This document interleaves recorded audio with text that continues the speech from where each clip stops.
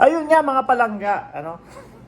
Hindi, kagaya nga po ng inaasahan natin mga kababayan, syempre hindi po mawawala ang ating First Lady Lisa Marcos sa pagbibintangan po dito sa nangyari mga kababayan sa prayer rally nila mga bossing, Chief Amo Sir, no? Gabi yung Los Angeles, tinagyawat ako. Sa Cayman hindi ako tinagyawat ng ganito eh. Sa Los Angeles, medyo siguro sa klima or sa madumi ang hangin. Hindi natin alam, mga kababayan. So, yun nga, mga boss, Chief Amo, Sir. No? Lagi ko pong sinasabi sa inyo na ang punot dulo nito ay si First Lady Lisa Marcos. Malamang po, mga kababayan.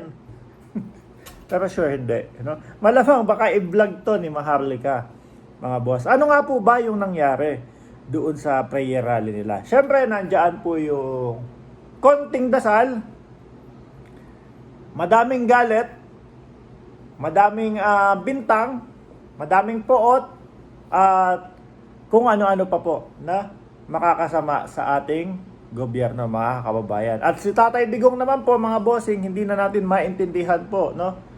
Mga kababayan, nung una, banat ng banat, ngayon naman, support the government. Hindi natin siguro naramdaman nila, uy, saglit lang, medyo sumablay tayo nung nakaraan doon sa prayer rally ng Davao. Inulan tayo ng batikos, inulan tayo ng galit. So ngayon, bumawi siguro. Subukan nating bumawi sa taong bayan. Support the government naman po. So nakakalito na po mga bossing, Chief Amo Sir. Ano yung ibibintang nila kay Lisa Marcos, mga bossing, sa ating First Lady? So, dahil nga po umulan, mga kababayan, no? Malamang sa alamang po, which is nasabi na din po ni Glenn Chong, no? Si Lisa Marcos nagka-cloud seeding sa Cebu. Sabi ko po sa inyo ibibintang po yan No, mga kababayan, lahat ng mangyayari na hindi maganda, iisa lang po ang pagbibintangan, Lisa Marcos. Dahil po umulan, si Lisa Marcos daw po ay nagka-cloud seed. So ano po ba yung cloud seeding, mga kababayan? Kung di ako nagkakamali, siguro chemical or asin, no? Kasi simula bata ako, alam ko asin yung ginagamit. Pero correct me if I'm wrong kung chemical or kung ano man yung ginagamit diyan. So tatamnan nila, no? Ito po kadalasan ginagamit doon sa may init na mga bansa, mga bayan, lalong-lalo na mga disyerto. Tataniman nila yung cloud seeding nga no? So magtatanim sa cloud. Tataniman nila ng kung ano man, kung asin, kung chemical o kung ano man yan, para bumigat at the same time is umulan. So, Glenn Chong, talagang ikaw medyo may pagka-lunatics ka no? Biruin mo ba naman, pumamewang si First Lady ng ganon. Ang hinala mo siya na yung nagpapatakbo ng bayan. Ngayon naman, cloud seeding. Dahil hindi po umayon sa kanila yung panahon, siguro nagalit, no? Nagalit ang poong may kapal. Ginagamit nyo ako, prayer rally, tapos kokonti lang yung prayer ninyo, tapos puro kayo galit, puro kayo bintang sa gobyerno. Siguro nagalit. Ako lang po yun, no? Kumbaga, ano lang natin yon, singit lang po. Baka nagalit.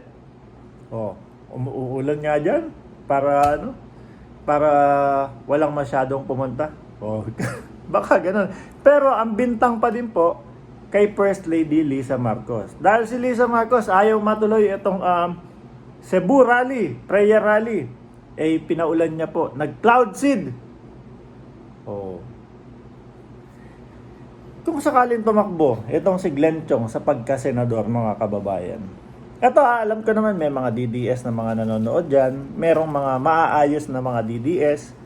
Meron ding mga medyo sablay na DDS mga kababayan. So, kumbaga, dito sa ating channel, halo-halo ang nanonood. Kung tatakbo si Glenn Chong ng pagka-senador, no, sa 20, malamang yan. Sa tingin nyo, mananalo?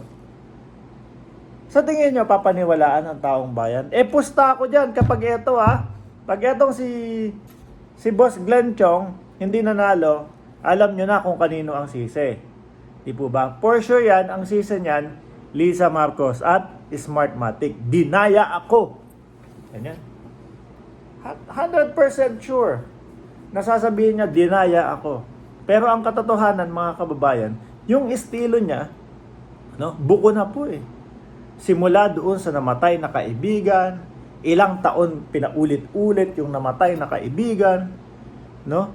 Nakilala dahil doon sa namatay na kaibigan, hanggang sa parang napansin ko, mga kababayan, parang ginagamit na lang yung pangalan ng namatay na kaibigan. Mga boss. Pero wala pa din. Di pa din pumanalo. Hindi makalusot sa Senado. Mga kababayan. So kung sakali man tumakbo ito, nakikita ko hindi tatangkilikin ng taong bayan to. Hindi susuportahan ng taong bayan to. Dahil nga dyan sa paestilo niya ganyan po, mga kababayan. O siguro, kaya din po umulan, siguro sabi nyo prayer rally, tapos may mga kumakaldag-kaldag na mga chika bebots doon. Oh. Nasaan na yung prayer rally diyan? Hindi na tungkol sa hindi na tungkol sa bayan yan, tungkol sa kaldagan na yan, ano. So, sa madaling salita, mga kababayan, yung mga nangyari doon, yung mga tema doon, mga bossing, yung tema o pamagat nila at yung mga pinaggagawa nila doon ay hindi tugma. So, sabi nila, hindi na kami makapaghintay nung prayer rally sa ibang lugar. Malamang kapag yung gano'n ang nangyari, kung merong susunod na ibang lugar, parang gumagapang sila no? Malamang susunod yan, hindi na po tatangkilikin talaga. Dahil yung ina-expect namin na vigil, yung ina-expect namin na padasal, no? Hindi naman nangyayari. Tipo bubang talagang ramdam ng tao na gusto nyo lang gibain ang gobyerno ng Pilipinas. Kapag yung mga ganyang style po, ayaw na ng tao niyan. Ayaw na po. Lalo na't nakikita na mapayapa, no? Ito gobyerno ni PBBM, mga kababayan. Sasabihin na naman dyan yung mga yung mga basher, magkano bayad sa'yo? Ang sagot ko nga po dyan, yung bayad sa akin, huwag nyo nang alamin. Kasi panigurado ako, hindi pa kayo nakakahawak nung ganong kadaming pera. No? Siguro yung bayad sa akin, mga kababayan, 2 o 3 taon, no? Na ninyong susweldohin. Yung mga basher, ayan. So, yun, okay lilinawin ko. Ang bayad sa akin, siguro hindi nyo kayang kitain ng 1 buwan lang. Yung bayad sa akin, malaki. No? Siguro kailangan nyo 3 taon magtrabaho para makaipon nung bayad kagaya sa akin. No? Bayad ng YouTube.